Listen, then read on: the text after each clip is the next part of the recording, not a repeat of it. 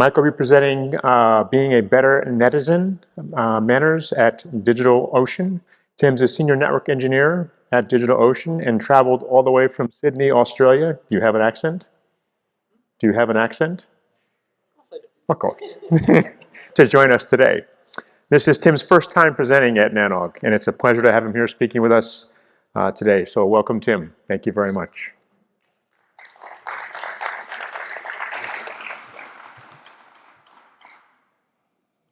Thank you so much.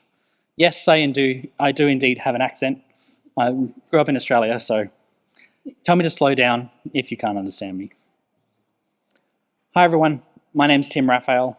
I'm a senior network engineer on the Internet Edge and Backbone team at DigitalOcean. I'm here today to talk to you about being a better netizen, or how we became MANRS compliant at DigitalOcean. I'll start off with an introduction to DigitalOcean, or DO as we refer it, in case you've not heard of us before. Then I'll give a brief introduction to MANRS. I know this has been talked about a lot at this conference and previous, but it's worth a refresher. Third, I'll address why we decided to become MANRS compliant. To undertake a journey like this, you need to have a purpose and a focus. Next, I'll provide a rundown of the individual requirements of the MANRS Cloud and CDN program and what we did to address each point.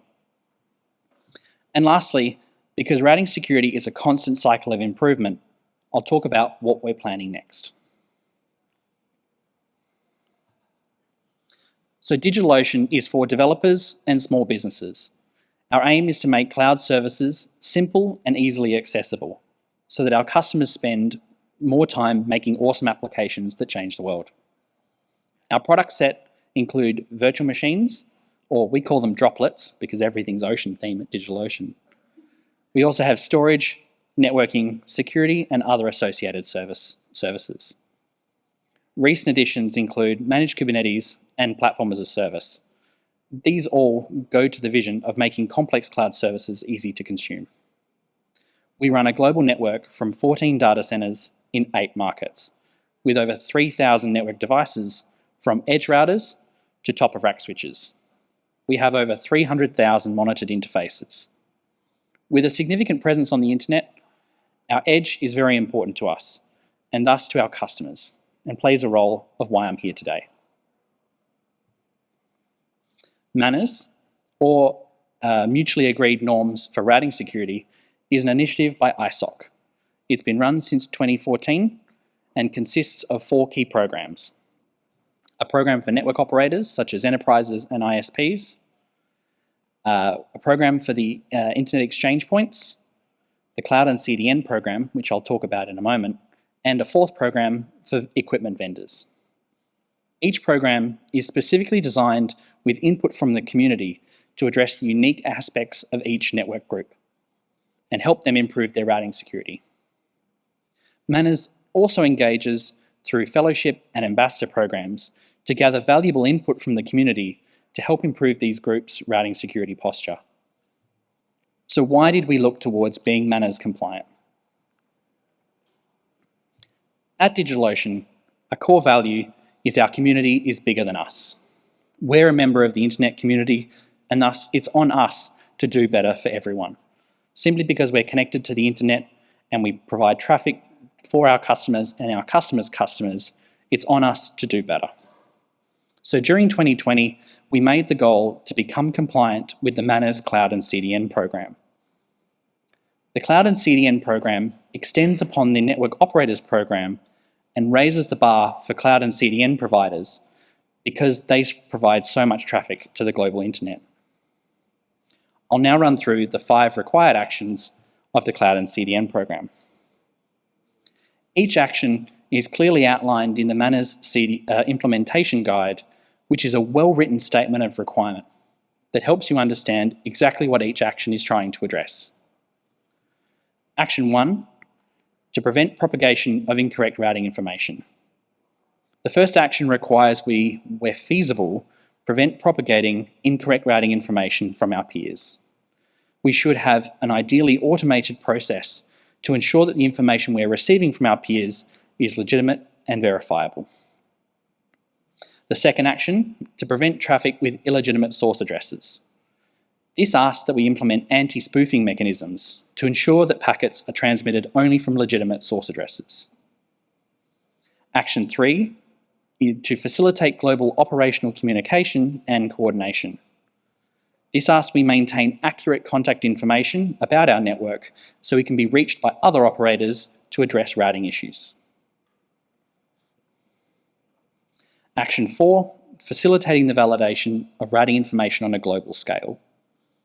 This asks that we should make public the required information to allow other networks to validate our advertisements.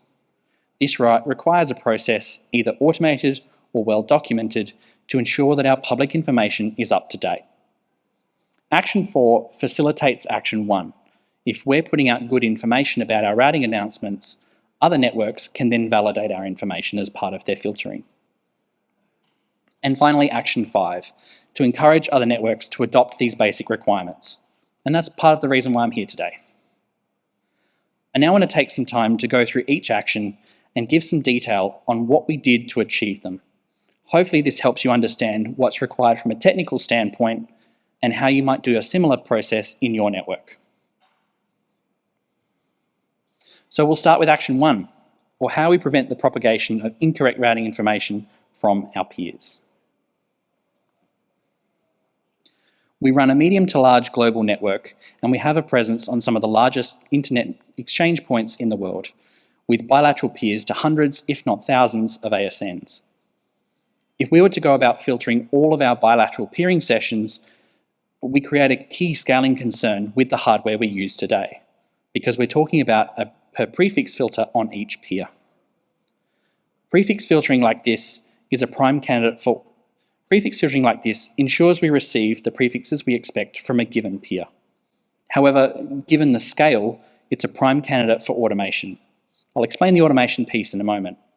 But first, for us to deal with the scaling concern and still achieve acceptable routing security results, we had to do some analysis to ensure that the filtering we do today doesn't compromise our hardware platform we already deploy, because we wanted to achieve MANRS on the network of today. So by collating IRR data about our peers, so that's our peers that publish an IRR object, I was able to look at the configuration size impact of per peer prefix filtering on our peering routers. So given we don't have the hardware scale to filter 100% of sessions today, we needed to find a sweet spot to make a meaningful improvement to our routing security without compromising the hardware and the stability of the network. Here we have a histogram of a distribution of our bilateral peers that publish an IRR object. Along the x-axis we have histogram buckets, so 0 to 10 prefixes if you evaluated the IRR object for each peer and recursively each AS down that AS set. 0 to 10, 10 to 20, 20 to 30, etc. And along the y-axis we have the number of peers that would fall into each bucket. Well, the x-axis isn't linear, I know, it's a graph faux pas, I know, but it's been chosen to best illustrate this problem, because you can see there's a reasonable number of peers with 0 to 50 prefixes, a decent number at 200 and a sort of 1,000, 5,000, and then a non-inconsequential number of more than 50,000 prefixes.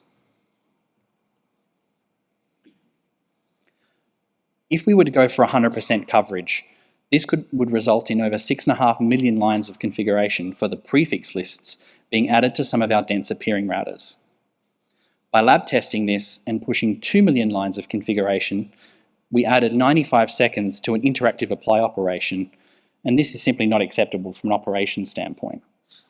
So to work around this, we needed to pick a sensible maximum prefix list length and only filter those peers that hit that threshold or lower.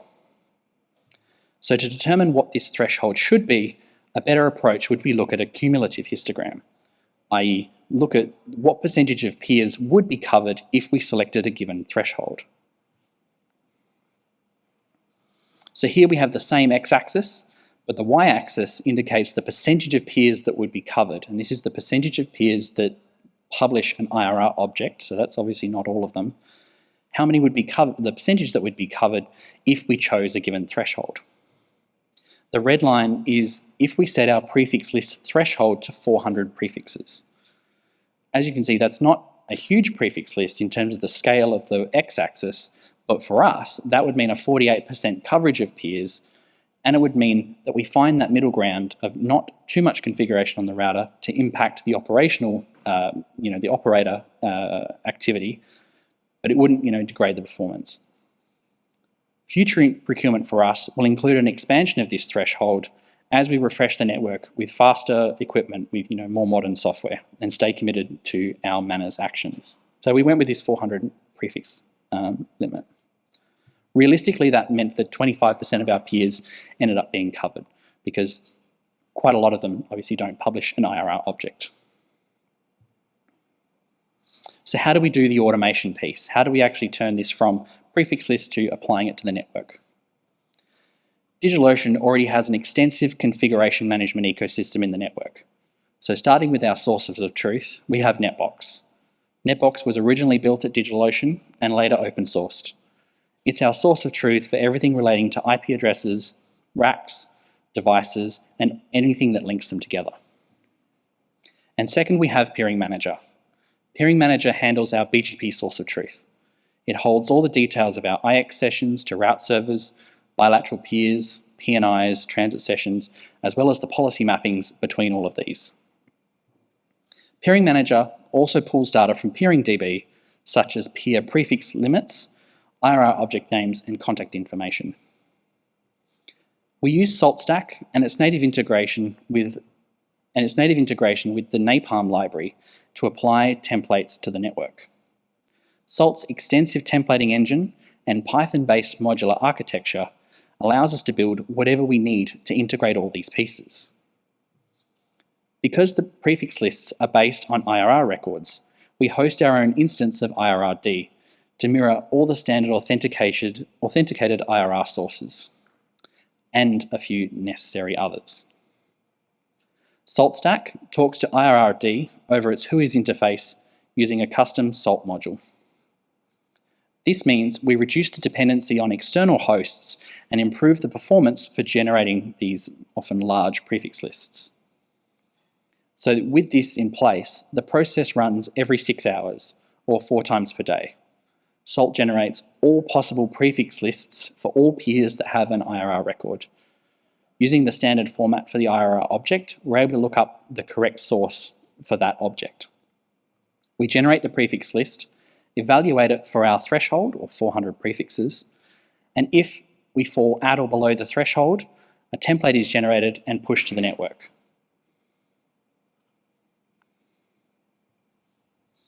So to accomplish this modularity on our peering sessions, where some will have a per prefix policy and others won't, we have the following filtering structure. In a chain, we have a basic scrub filter. This does your usual housekeeping. It removes RPKI invalids, bogons, defaults, long AS paths, that sort of thing. Second, we have an organization level IX policy filter. This allows us to set organization-wide policy such as local preference and to support things like graceful shutdown communities for our bilateral peers so we can drain traffic away from them. Next, we have a per IX policy. This allows us to do conversion between IX communities or support different TE on a per IX basis.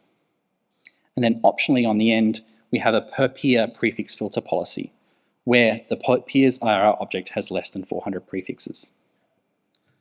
This is a Junos stanza, but the same can be done with other network operating systems. So here we have a concrete example of that per peer policy. This follows the standard filtering logic guidelines outlined in the MANRS implementation guide. First, we check for RPKI validity, and if the route has a cryptographically signed route origin, we accept the prefix. In the implementation guide now, it actually asks that you check that the originating AS is in the AS set of the peer from their IRR object. When we were implementing this, that filtering logic was still being discussed, and so we went with something that we felt was okay for now, and then it changed afterwards. So this isn't the AS path, the origin AS is still an optional piece. However, this achieves the same level of compliance. It's just not as good.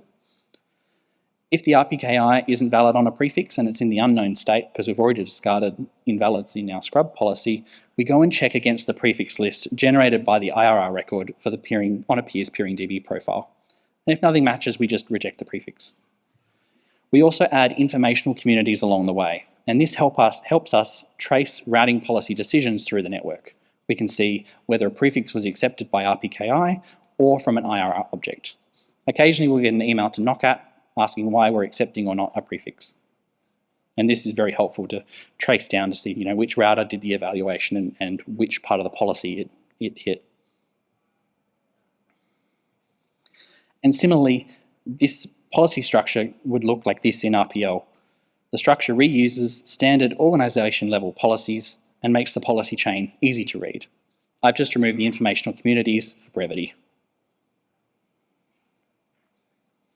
Before I move on, I'd like to take a moment to acknowledge the work of Mircea Julenic in implementing this filtering automation. Scaling configuration management to the thousands of devices we use at DO is no easy task. Mircea was an awesome resource to have during this implementation once we determined how to tackle the problem.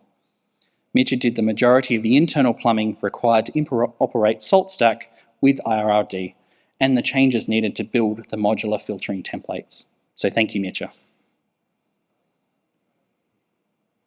So let's move on to Action 2. I promise Action 1 was the longest and the most difficult. Action 2 is about preventing traffic with illegitimate source IP addresses from being able to leave your network. As it turns out, we already do this. Given the large varieties of workloads we see on our platform, bad actors and spoof traffic isn't exactly a new challenge. Network and infrastructure teams have worked together to build a multi-layered approach to prevent spoof traffic from leaving our network. Because we own the hypervisor bare metal and the data path from the droplet, the virtual machine, all the way to the internet, we have many options to control the traffic. We can strictly ensure that a droplet uses only their assigned IP address at the hypervisor level before the traffic even leaves the box. Operational teams also have sophisticated tooling to detect anomalous traffic within the data center network. And this presents strong alerting signals and in most cases automated actions to mitigate interesting traffic patterns. And finally, at the edge, we use URPF to make sure we have a route for the traffic we're sending, the route for the source address for the sending traffic. While it's not URPF strict, it's just another piece. These controls are all great, and for the most part, they work. But how can you be sure? You want to make sure that these are working and that you get a strong alerting signal when they don't. This is where the CADA Spoofer project comes in. The Center for Applied Internet Data Analysis has an open source tool called the CADA Spoofer, and this tool is actually called out inside the implementation guide for the MANRS Cloud and CDN program.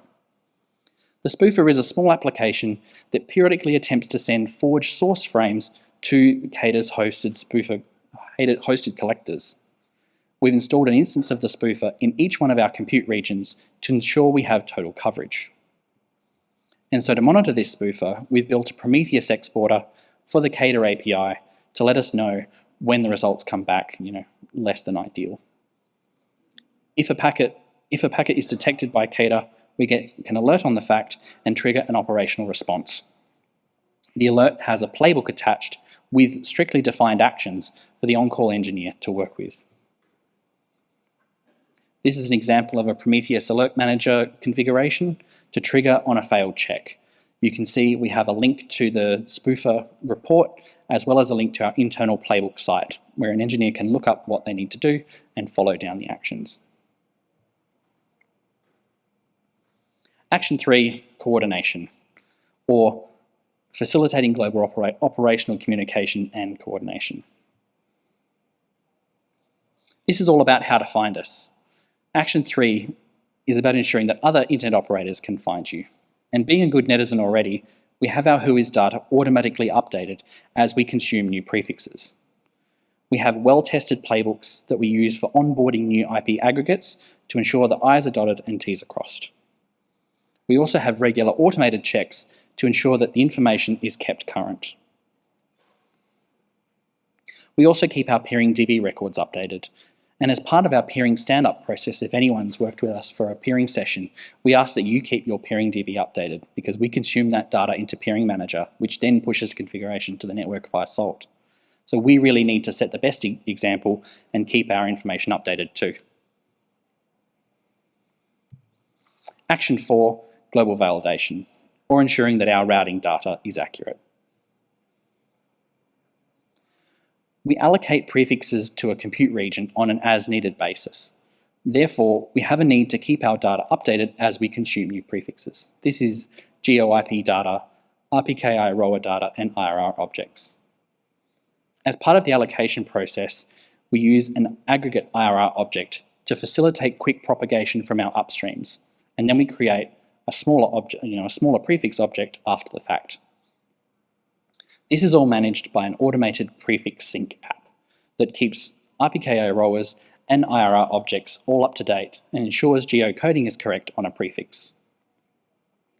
Given NetBox is our source of truth for everything around IP addresses and more, we can simply put an announce tag on a prefix in NetBox, and this signals to various automations that this prefix should be made globally reachable and have all the pieces updated that need to be.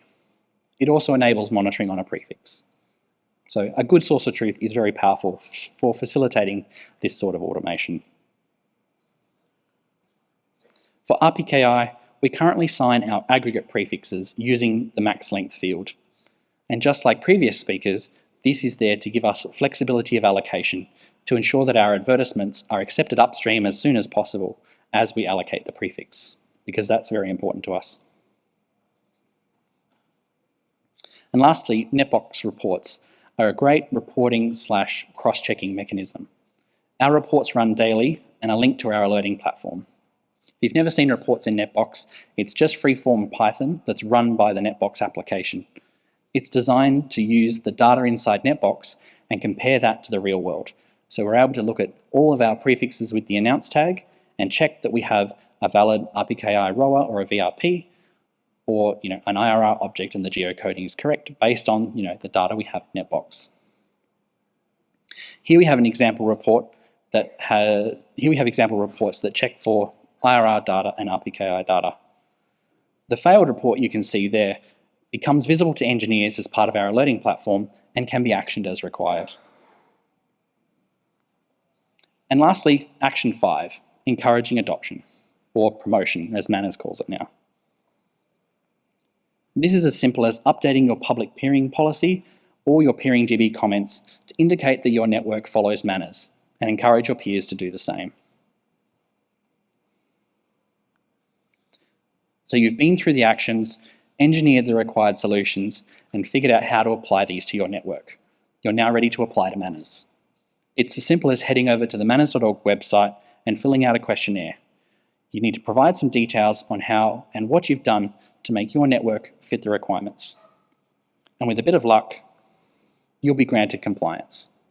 So for us, during December 2020, and after 12 months of consideration, solutioning, and implementation, we were granted membership to the Cloud and CDN program. Being a MANRS member means you also gain access to the MANRS Observatory. This is a really useful dashboard that aggregates a number of data sources to show you how your network complies with the MANRS policies. You can also count yourself amongst a group of dedicated member organisations, all interested in making the internet a more secure place. Compliance isn't the end, so what's next for us? There is a 6th optional action that asks to expose a public looking glass to help peers identify routing issues and routing security issues. We intend to make ours public in the future and will advertise the fact on our peering DB page and our peering profile. And given automation is the path to consistency, there is plenty more we can do.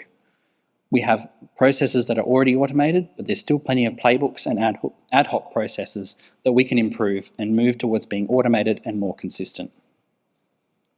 Second, as we move towards the next iteration of the DigitalOcean global network, we can use new shiny hardware and more modern software and new mechanisms to figure out how we can do the filtering better and gain a wider coverage, as well as look at new ways to prevent spoofing at the edge. And lastly, alerting for us is a key driver because we can see new failure modes in our alerting, develop new playbooks and processes for them, and use that to drive our improvement of our routing security posture. Thank you so much for listening. I've got a few minutes left for questions.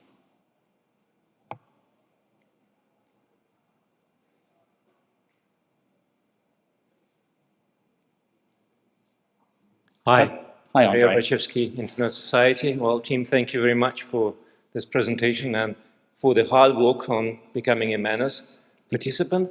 You referred to implementation guide. I wonder, because we are sort of, doing periodic reviews of this implementation guide. So I wonder, in your journey, I mean, did you see something that sort of would like to amend in the implementation guide, or to add some examples that would be useful for other operators? I think potentially a more technical approach to the implementation guide would definitely help folks. I think we were able to do some interpretation, and that actually took quite a bit of time and backwards and forwards between yourself and MANRS on how that would fit our network. And we had to talk a bit about how we do things today and what we might have to do to become compliant. So that was part of it. I think some more concrete technical advice might be very, very useful. The filtering policies and things like that. I know the guidelines now are a bit better in terms of the detail on the filtering logic, which is good. That was an improvement made after we hit the 2020 point. So perhaps more concrete examples might help folks. Okay, thanks. No worries. David Jeffers with Aaron, but speaking for myself, are you familiar with I'm very familiar with MANRS. Yeah, ICANN's program, Kind DNS. Can you speak to that? Tiny DNS? Kindness. It's KINDS. It's very similar to MANRS, but Yes. It's for the DNS world. So Sure. NANOG and not DNSORG, but it's an interesting program to look into and challenge DigitalOcean to have a presentation of the future showing how you guys are. Absolutely. Like that. Thanks. Come talk to me after. I'm sure I can put you in touch with folks that we can talk about. Sure. Thanks. All right. Thank you so much, everyone.